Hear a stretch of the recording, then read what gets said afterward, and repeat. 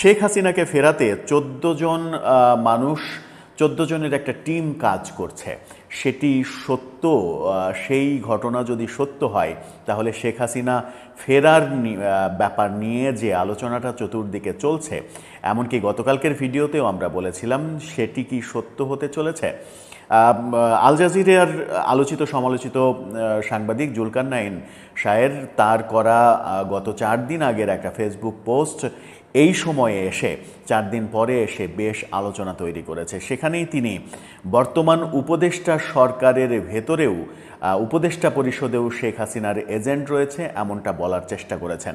সেনাবাহিনীর মধ্যে শেখ হাসিনার এজেন্ট কাজ করছে, সেনাবাহিনীকে অস্থির করার চেষ্টা করছে, সেই কথা বলার চেষ্টা করেছেন।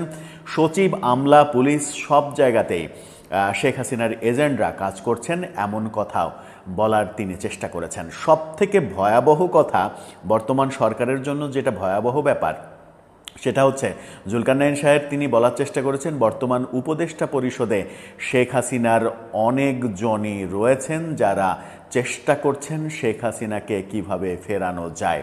জুলকারনাইন সাহেব যা লিখেছেন, চলুন একটু সেটার দিকে দৃষ্টি দেওয়া যাক। তিনি লিখেছেন, অন্তর্বর্তীকালীন সরকারের কেন্দ্রস্থলে অবস্থিত কতিপয় উপদেষ্টা যারা অত্যন্ত দুরভিসন্ধিমূলক উদ্দেশ্য নিয়ে সরকারে প্রবেশ করেছে, তারা কিছুতেই সাধারণ নির্বাচনের মাধ্যমে দেশে একটি রাজনৈতিক সরকার যেন ক্ষমতায় আসতে না পারে সেই লক্ষ্যে কাজ করে চলেছে। এই চক্র বাংলাদেশ সেনাবাহিনীর ভেতরেও অস্থিরতা সৃষ্টি করছে। সরকারের বাইরে থাকে এই চক্রের কয়েকজন অনুঘটকের নাম আমি আগেও বেশ কয়েকবার উল্লেখ করেছি। যদি অনতিবিলম্বে এদের বিষয়ে যথাযথ ব্যবস্থা গ্রহণ না করা হয় তাহলে বাংলাদেশের সার্বভৌমত্ব হুমকির সম্মুখীন হবে। এই চক্রের সদস্যরা প্রধান উপদেষ্টাকে নেতিবাচকভাবে প্রভাবিত করছেন। যথাসময়ে নির্বাচন অনুষ্ঠিত না হলে ডক্টর ইউনূসও সম্ভবত তার পদটি ত্যাগ করবেন, আর সেই সুযোগে তার পদটি বাগিয়ে নিতে সচেষ্ট রয়েছে এই চক্র। সেই লক্ষ্যে তাদের পছন্দের একজনকে কিছুদিন আগেই ক্যাবিনেটে নেওয়া হয়েছে। উপদেষ্টা, সচিব, গুরুত্বপূর্ণ সামরিক বাহিনীর শীর্ষ কর্মকর্তা সব মিলিয়ে এদের মূল ইনসাইডারের সংখ্যা ৯ জন, আর ভাইটাল আউটসাইডার অ্যাক্টর রয়েছেন ৫ জন। এছাড়াও আরও বেশ কয়েকজন রয়েছে। ইনসাইডার হিসেবে ৯ জনকে বলেছেন, আউটসাইডার হিসেবে ৫ জনকে, অর্থাৎ সরকারের বাইরে আছে এরকম ৫ জনকে ইন্ডিকেট করা হয়েছে। মোট ১৪ জনের একটা টিম, তারা ফাইলপত্র ঘেটে কিভাবে শেখ হাসিনাকে আবার ক্ষমতায় আনা যায়, কিভাবে এই সরকারকে ফেলে দেওয়া যায়, এই সরকার ডক্টর ইউনূসকে সরিয়ে দিয়ে সেই পদটা বাগিয়ে নেওয়া যায় এবং সেই সুযোগে শেখ হাসিনার পক্ষে নির্বাচনী কার্যক্রম তৈরি করে আগামী নির্বাচনে শেখ হাসিনাকে আবার বিজয়ী করা যায়, শেখ হাসিনাকে বীরের বেশে বাংলাদেশে আনা যায়, সেই চেষ্টা করছে। জুলকারনাইন সাহেব এই তথ্য জানেন, অথচ বাংলাদেশের বর্তমান উপদেষ্টা সরকার কি এই তথ্য জানে না?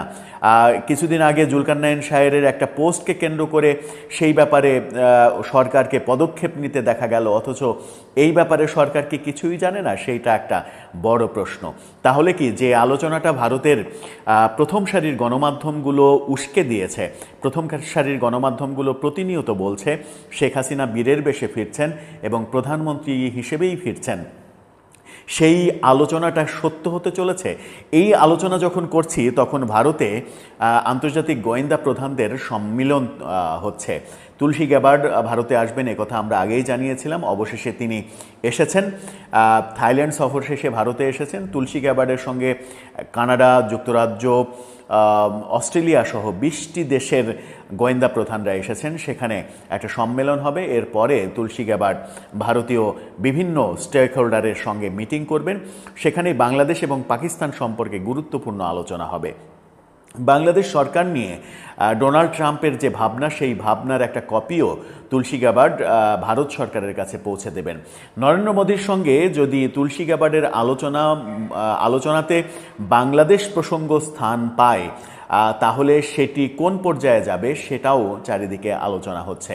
বাংলাদেশ ব্যাপারে যুক্তরাষ্ট্র কি ভাবছে এবং তুলসী গ্যাবার্ডের এই সফর শেষে পরিস্থিতি কোন দিকে যাচ্ছে সেটা মোটামুটি স্পষ্ট হবে। আগামীকালকে প্রধানমন্ত্রী নরেন্দ্র মোদীর সঙ্গে তুলসী গ্যাবার্ডের বৈঠক, যেখানে নরেন্দ্র মোদী ছাড়াও অজিত দোভাল থাকবেন, বিদেশমন্ত্রী জয়শঙ্কর থাকবেন, বিজেপির নেতা অমিত শাহ থাকবেন, এরকম গুরুত্বপূর্ণ কয়েকজন থাকবেন। সেই বৈঠকেই বাংলাদেশ সম্পর্কে আলোচনা হবে বলে ভারতীয় গণমাধ্যমগুলো খবর দিচ্ছে। যদি বাংলাদেশ সম্পর্কে নতুন কোনো তথ্য আসে, বাংলাদেশের ব্যাপারে হস্তক্ষেপ করতে যদি আমেরিকা এবং ভারত চায়, তাহলে বাংলাদেশের পরিস্থিতি কোন দিকে যাবে সেটা একটা মুখ্য আলোচনার ব্যাপার। এই আলোচনা যখন করছি তখন বাংলাদেশ সরকারকে নিয়ে আবার নতুন আর একটা সমালোচনা শুরু হয়েছে। চারিদিকে ধর্ষণকাণ্ড যখন চলছেই, যেটি ঠেকানো যাচ্ছে না, আসিয়ার মর্মান্তিক মৃত্যু আমরা দেখেছি, ঠিক সেই সময়ে সরকারের পক্ষ থেকে একটা খবর সামাজিক যোগাযোগ মাধ্যমে ভাইরাল হয়েছে। 26শে মার্চ মহান স্বাধীনতা দিবস এবং জাতীয় দিবসে চিরাচরিত যে কুচকাওয়াজ অনুষ্ঠান হয়, সেই কুচকাওয়াজ নাকি এবার হবে না। কুচকাওয়াজ করার মানসিকতাই সরকার নেই, এরকম কথা শোনা যাচ্ছে। 26শে মার্চে মহান স্বাধীনতা দিবসে ঐতিহ্যবাহী এই কুচকাওয়াজ না করার পেছনে কি কারণ থাকতে পারে সেটি নিয়েও আলোচনা চলছে। তাহলে কি বাংলাদেশে পাকিস্তান পন্থা জেকে বসতে চলেছে?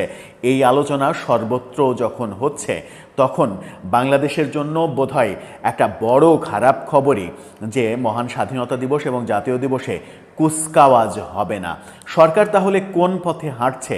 সরকার প্রধান ডক্টর ইউনূস যে রিসেট বাটনের কথা বলেছিলেন, ইতিহাস মুছে দেওয়ার কথা বলেছিলেন, সেই রিসেট বাটন কি কাজ করতে শুরু করেছে? সেই আলোচনা চতুর্দিকে চলছে। আদতে সরকার কি করছে কি করছে না সেটা বোধহয় এখনো বুঝে উঠতে